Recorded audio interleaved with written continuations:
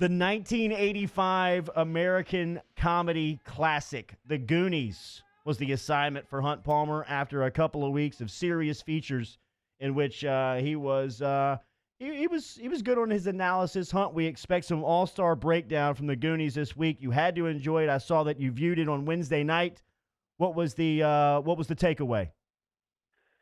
Well, for sure, it was a change of pace. Not even close to the hard-hitting dramas of the past. I absolutely love Chunk. I need more Chunk. Yep. Chunk is incredible. I did find myself a bit conflicted. Are you aware? I mean, obviously you've seen it a million times, but why the kids need the money? It's money, Hunt. Yeah, Everybody likes money. It was to save their house, the neighborhood. They're trying. He was trying gonna to save the house from it becoming a world-class golf course. So, am I really pulling for the kids? Oh, I knew that was Don't coming. really care where they live. Hunt If gonna we're put gonna his have a personal- cliffside golf course Yeah. here, All right. I might need them to fail this mission. I was a little conflicted there. Overall, Sloth wasn't your favorite character? Hey, you guys! Sloth Nothing? was the first pick in the draft. He was. He was the number 1 overall pick. He played in the NFL, I believe, for 11 years, 10 years. Burrow's Yeah, protection. He tried to play in the World Football League, and 7 plays into his first game while he was under contract in the NFL, they served him a restraining order on the field and wouldn't let him play. He actually, the guy passed Some away Hollywood stuff. before he was 40. Really? Yeah, he died extremely young and played, like I said, I think a decade in the NFL. 2-time Super Bowl champion, number 1 overall pick in 1973. Wow. It's like That's Lyle correct. Alzada. So, all that being said, the Fratellis could have killed these kids 100 times, and it was kind of stupid, but it was light viewing. I laughed a few times. It's just a movie that I probably wish I would have seen when I was 12 instead of 32. Right. Well, that's what you get for not watching movies, huh?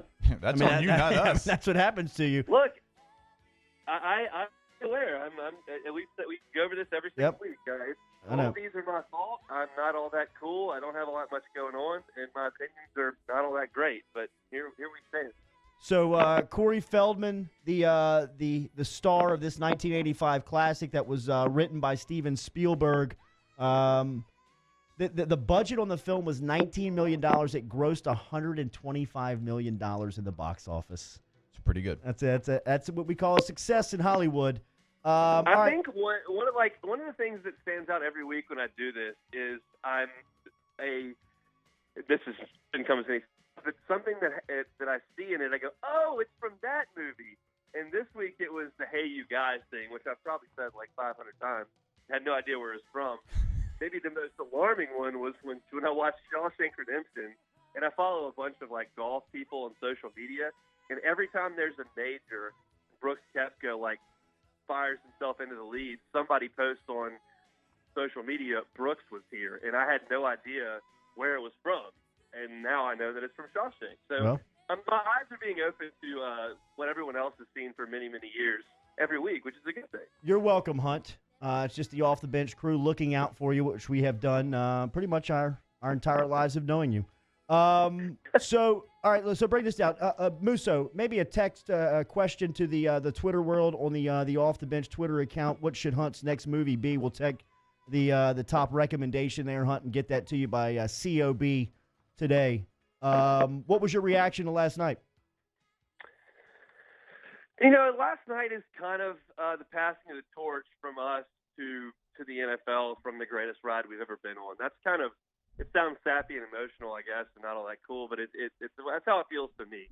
I'm just, as I've said many, many times, never going to forget that 2019 run. It was the best any of us have ever seen, and it may be the best anyone's ever seen.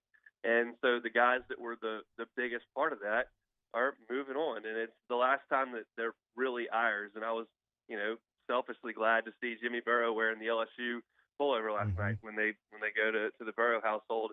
I'm gonna, as I said last night on the companion show, I'm gonna watch the Bengals a little bit this year. I'm not gonna watch 16 Bengals games, but I will make an effort to go watch them because I have an interest in Joe. And I've said many, many times that Sundays for me, more often than not, are for naps after I get off the air at 1 o'clock in the morning and a lot of golf because the weather's pretty good in the fall.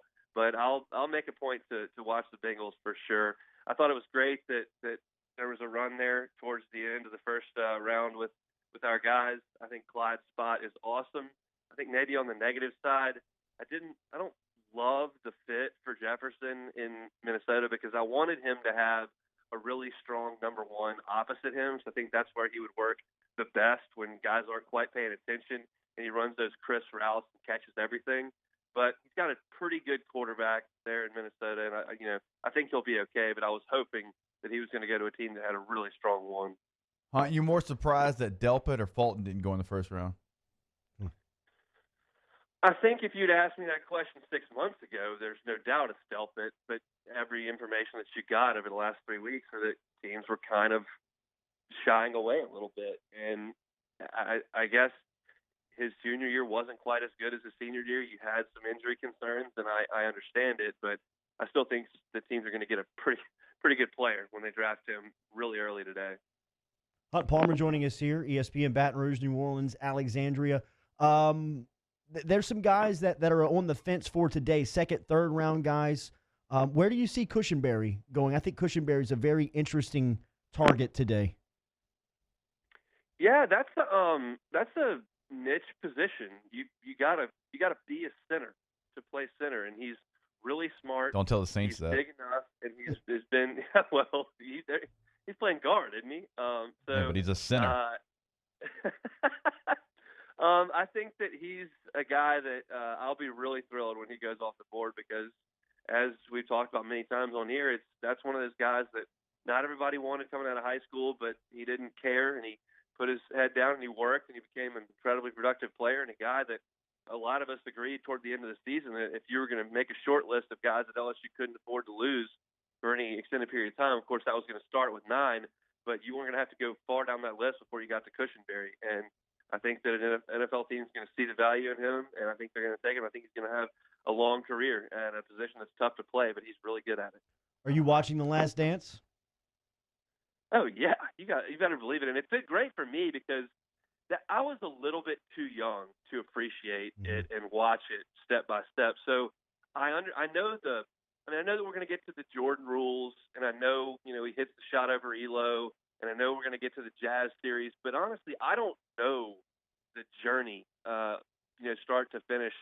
And it'll be very similar to when watching, the U, those Miami documentaries, where, yeah, I know that this happened once upon a time, but I don't know the story all that well. So to have it documented step by step is really cool to me. Speaking of the U, LSU tied the University of Miami, the 2002 team, with 5 first-round picks last night. It also set an LSU school record. LSU Hunt, who works for the LSU Sports Radio Network, you can catch him in the fall on the pre- and post-game, getting the Tigers set for action. Hunt, we'll talk to you next Friday. We'll have a movie for you by close of business this afternoon. Looking very much forward to it. Y'all have a good weekend. There he is, Hunt Palmer, checking in with his weekly movie review right here on Off the Bench. You got any recommendations? What else has he gone through? See, I need to know the list. Shawshank Redemption was the first. Dazed and Confused. We've gone through The Fight Club. So those are the 3, and then the 4th was The Goonies. So those are the 4. We've been doing it for a month. We've been quarantined for a month. But has he liked any movies? He didn't like Dazed and Confused. What? He didn't like it? He didn't like it, which is blasphemy. Between 7 and 9. He loves Shawshank. Okay. He was okay with Fight Club. I thought his analysis of Fight Club was pretty good. He didn't like it as much as the crew did, but Hunt's not a fighter. I'm not a fighter either, but that was kind of his approach. Was that he's never actually been in a fight. He couldn't get We've into talked the about mentality that many a times. Right. I've got a couple that I want to throw out there. Goodfellas would be one, and 7 would be another. 7. Okay. Brad Pitt early. A little scary.